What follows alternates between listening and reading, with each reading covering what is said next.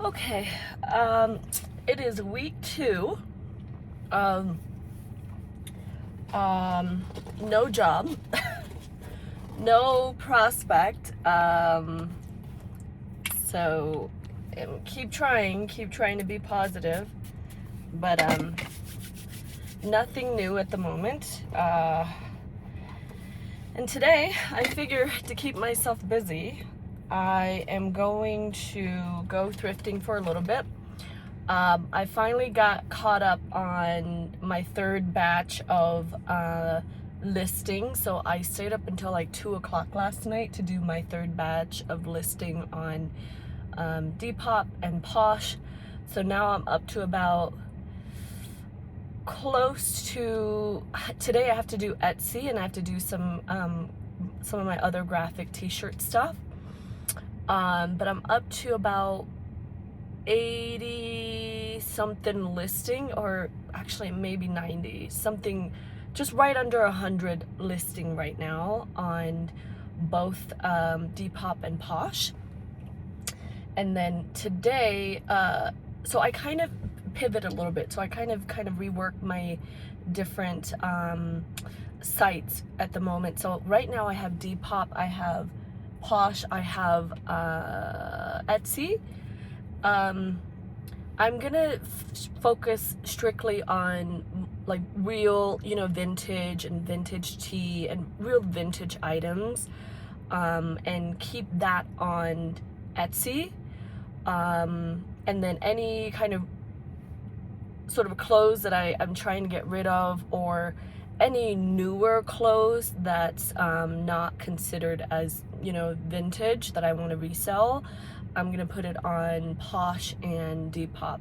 So there's going to be sort of a differentiation in strategy in some of these apps. And I think that I'm also going to, today I'm gonna do focus on Etsy, posting what I think are vintage onto Etsy. And then as I'm going out to the DI and looking for some stuff, I'm gonna focus on seeing if I can find some denim, seeing if I could find some vintage tee, and if I find any cute shirts while I'm at it, that's good too. We'll also have some orders that I'm going to be, hopefully I didn't show the address, I don't think so. Orders that I'm going to ship out today. I have a couple all last week. Like it was between like 3 and 5 orders a day that I was shipping out, which was great. And kind of slowed down towards the weekend because I just didn't really have any new listing. And I don't know, maybe it is a summer slump, I'm not quite sure, but it's been pretty consistent for me so far. I'm not a huge reseller by any mean. I'm very, very, very small, and right now it's just kind of a part-time income for me as I'm navigating through the job system and trying to find a job, because by no means this is going to replace my 9 to 5 anytime soon. And I watched this girl's video over the weekend, and she was talking about how she's been doing 9 to 5. I think her name is Cosmic Heather. Love her video. She was very real, raw, and honest about what it really is like to be a reseller, and it kind of validate and also kind of reconfirm some of the thoughts that I have, because I have the same sort of resistant towards reselling, because I knew this isn't going to be something that is going to take off right away. Some people that have like immediate success, I'm always, one, I don't know if they're really telling the full story, and two, again, what type of resources do they have, and support, and sourcing ability do they have in the back of their disposal, that they are able to really ramp up their success so quickly. So I think there's a lot of factor that goes into people who talks about being very successful right out of the gate when it comes to reselling, because it's absolutely not reality for a lot of people that are going into this. Even the people that have been doing it for years is probably not making that much either. You know, it's a tough business because everybody wants to get into it. It's also is very demanding in a sense that you kind of work all the time.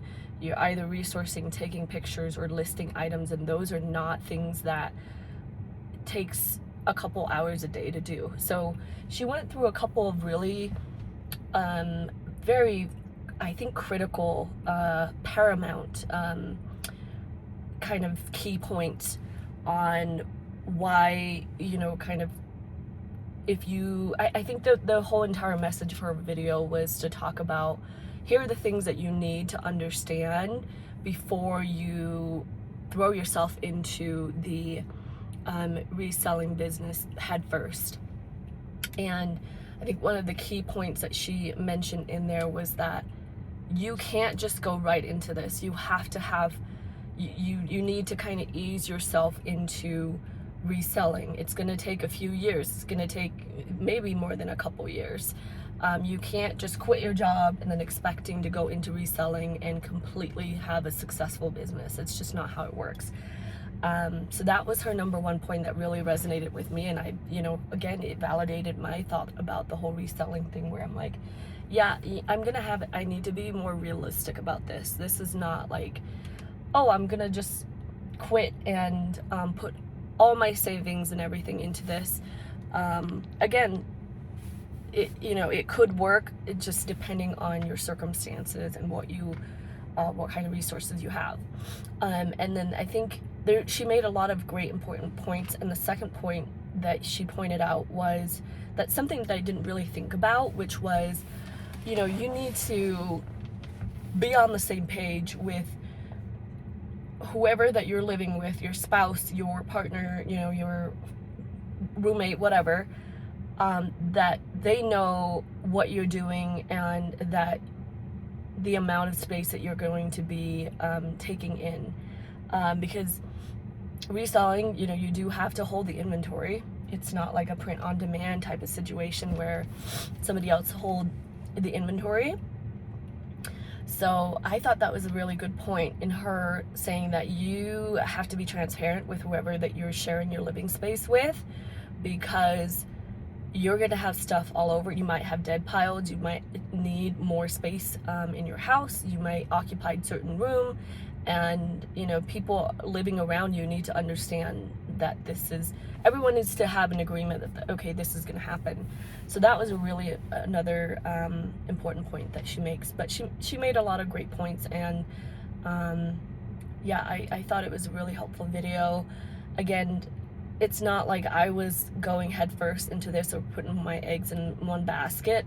Although we hope that it could potentially work that way, right? Like that we could just go in and like see success right away. But even 2 weeks into this already, I think I'm around close to like $800, no,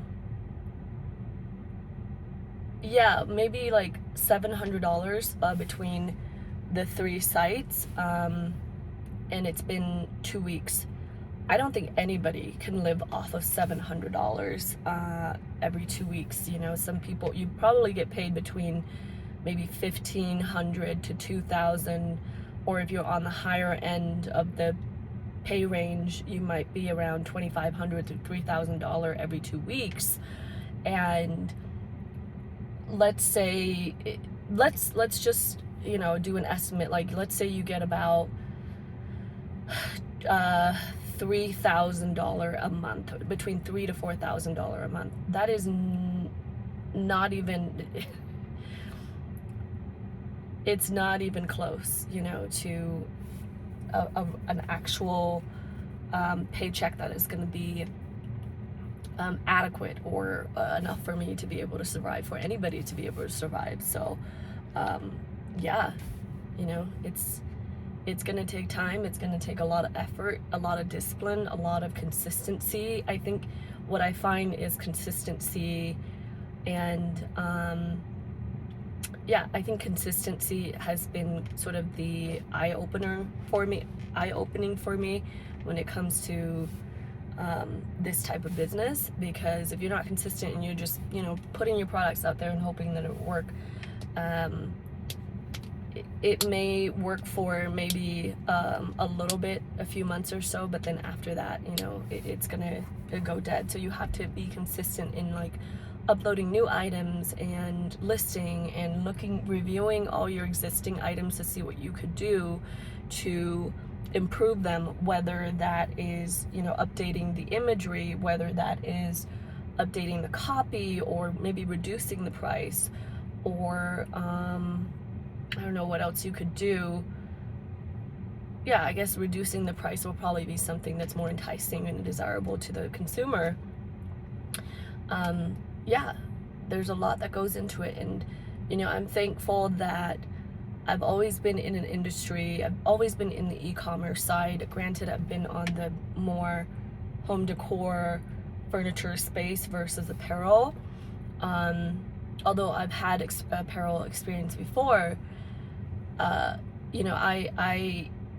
know the fundamentals. I know kind of the main concept of how to sell a product on e-commerce, and I'm grateful for that knowledge. And it's the same, the execution may be a little bit different, when it comes to apparel versus furniture, but the idea of how you could sell a product on site is very much the same, so at least I have that under my belt, whereas maybe some people may not have that knowledge, and it may be a little bit more difficult for them when they dive right into reselling.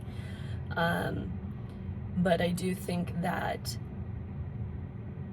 whenever you start any new sort of business adventure, I don't know if I would call it venture, maybe business investment, the number one thing that you have to understand and that you have to kind of get real with is you have to be realistic with what your outcome is going to be. You're hopeful that it's going to be successful, but always know that there is going to be failures, or maybe not failure wouldn't be the correct term, that you may struggle, that you may have challenges, and that you always have a plan B, right? That was another point that Heather made in her video, was that you should always have a plan B. You should always, what happens if this doesn't work out? You may have success within the first few months, or within the season.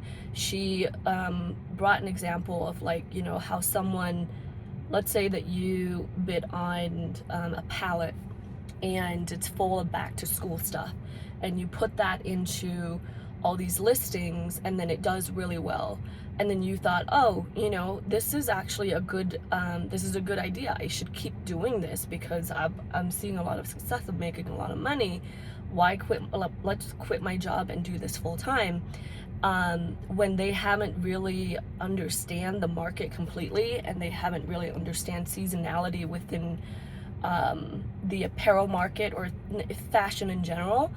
They don't understand that, oh my gosh, it's the summer, it's back to school, obviously my items are going to do really well, but what happens during the off season, the winter, the fall, you may not have that same success. So it kind of goes back to her point of saying you have to be able to do this at least for a year or a couple of years or so in order to understand trend, seasonality, how consumer behavior throughout the years, in order for you to have some sort of success in reselling.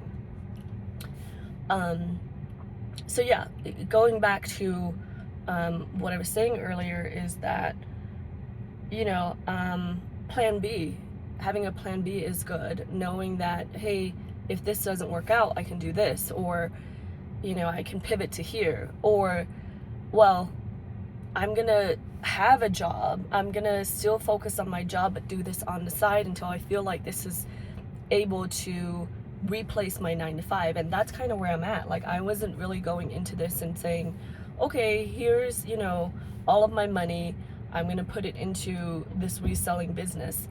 And I'm just not going to have a job and just focus on this instead. There are times when I was thinking that way. You know, sometimes we all want to be spontaneous. We all want to just dive right into things and try it out, because at the end of the day, like, why not? You know, you kind of only, it's now or never, and if you fail, that's okay. You can always pick yourself back up and try to do something different. So there are times when I thought about it that way, but I try to have a little bit more a pragmatic approach when it comes to anything to do with financial. So yeah, my mind from the beginning was always like, okay, I want to kind of restart this back up, you know, do this on the side, but at the same time still finding a job and, you know, finding an actual main income until I feel comfortable enough that this is going to be able to take over my 9 to 5. So yeah, still job searching, and it's tough out there, but I'm gonna keep trying and we'll see what happens. But thank you for listening. I'm just rambling about that video that I saw that just really resonated with me. So yeah.